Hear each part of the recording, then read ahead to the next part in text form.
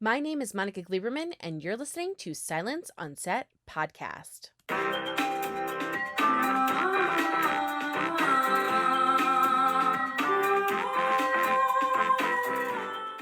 On today's podcast, we're at the premiere of 5 Days at Memorial. It's a show chronicling the impact of Hurricane Katrina and its aftermath on a hospital. When the floodwaters rise, power fails, and heat soars, exhausted caregivers at a New Orleans hospital are forced to make decisions that will follow them for years to come. The show is currently airing on Apple TV. To start us off is Adepero Oduye. So Karen Wynn is the ICU nurse manager, and I think where we see her in this story is, like a lot of the characters, is she's just having to get things done as things change. She's got a job to do in spite of just the conditions and being tired and being human and not being with her family. There's no time to wallow, there's no time to think about anything other than taking care of her patients and her staff.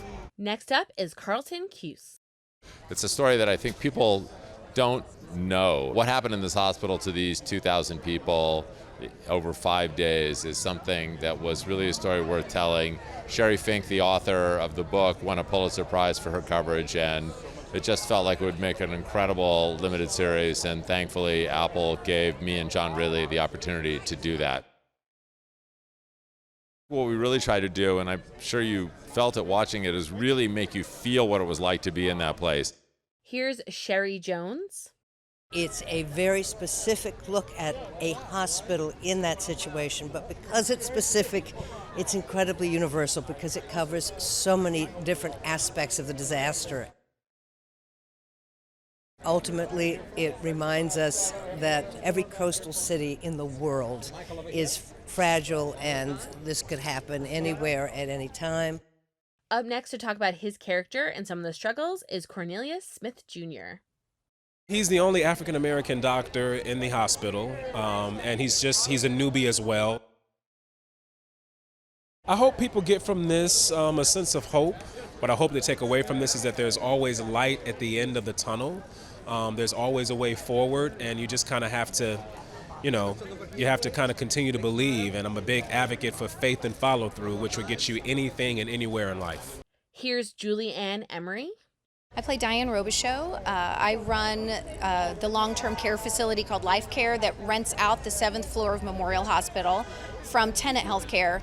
And that seems really benign in the beginning, but the fact that it's two different corporations becomes dire as the episodes and the days roll on.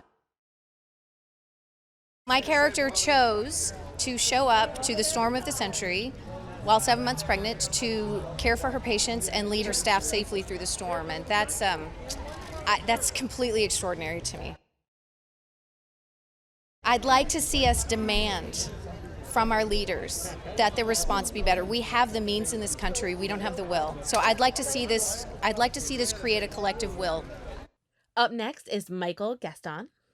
I play Arthur Butch Schaefer. When the levees broke, Memorial's power system, everything was below sea level, and it knocked out most of their power, air conditioning, everything like that.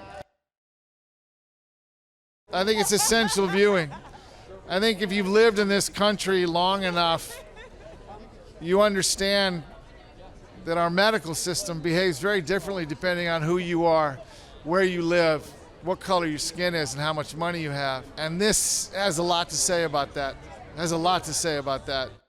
Here's Molly Hager. Detective Virginia Ryder. It was a life-changing experience, and I felt like there was such an incredible learning curve, and I learned so much from everyone. It was interesting to have to tap into that tragedy every day and to have to think about the real people that actually went through it. Robert Pine. I play Dr. Horace Baltz. He's the oldest member of the staff at this hospital, and he's been there longer than anybody else. It's about lack of preparedness, lack of a plan. It's about people under incredible stress. We have a wonderful cast. Everybody is perfectly cast. Apple gave us everything we needed, and it's all up on the screen. Sheri Fink. It's a true story of a hospital that was surrounded by floodwaters after the levees failed, and doctors, nurses, patients were in a very difficult situation. They had to figure out how to evacuate, who to evacuate first, and what to do for people who they thought they might not be able to evacuate. And finally, here's W. Earl Brown. He ran the floor of the hospital, and he made some very difficult calls early on that started a chain of events that led to worse tragedy than they were already facing. It was a failure at every level, on the federal level, state level, local level, administrative within the hospital. There was no plans in place for something this horrible happening. Hope you guys enjoyed listening to the cast from 5 Days at Memorial talk about the show and its premiere. All of the episodes are currently available now to stream on Apple TV+, so go check it out. Make sure you hit the subscribe button so you're updated on all of our latest podcasts, and head over to our YouTube channel, hit subscribe so you're updated on all of our video content.